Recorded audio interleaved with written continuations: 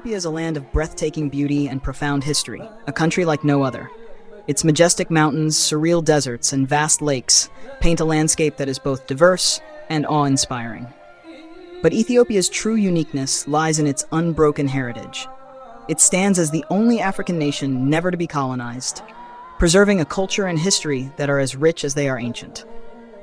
Among its many treasures are the Lalibela rock-hewn churches, ancient sanctuaries carved from solid rock, and the towering obelisk of Aksum, a monument that has stood since the 1st century AD.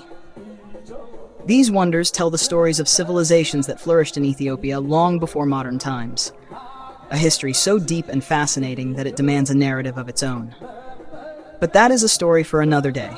For now, let us explore Ethiopia in her entirety. Ethiopia's significance transcends its borders, resonating through the sacred texts of both Christianity and Islam. Mentioned over 40 times in the Bible, Ethiopia is revered as a holy land. In Christianity, Ethiopia is also recognized for its early and steadfast Christian tradition, being one of the first regions in the world to officially adopt Christianity as the state religion in the early 4th century under Emperor Izana. In Islam, the Prophet Muhammad advised his followers to seek refuge in Ethiopia during their persecution in Mecca. He told them to escape to a land ruled by a just king, and as he foretold, the king of Ethiopia welcomed them, marking the first pilgrimage in Islamic history.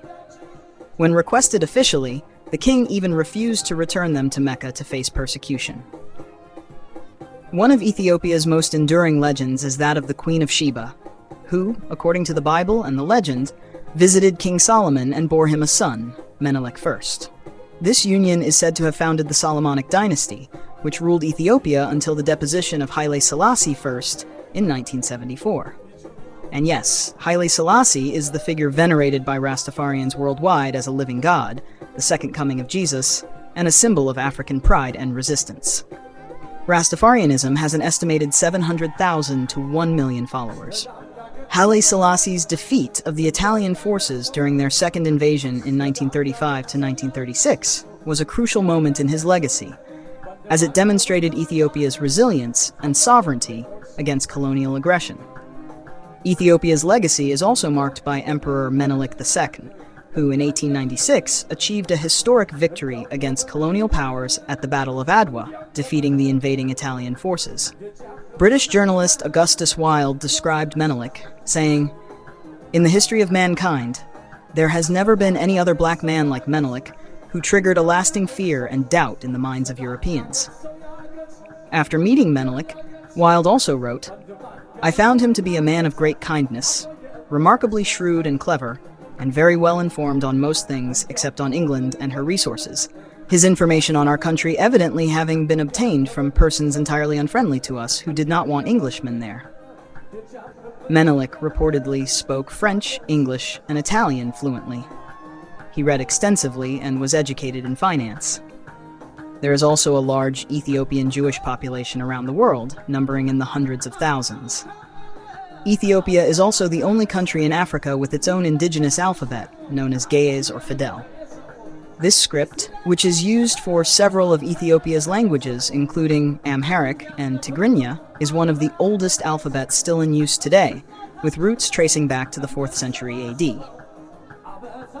Unlike the Latin alphabet, Ge'ez is a syllabary, meaning each character represents a syllable rather than a single consonant or vowel.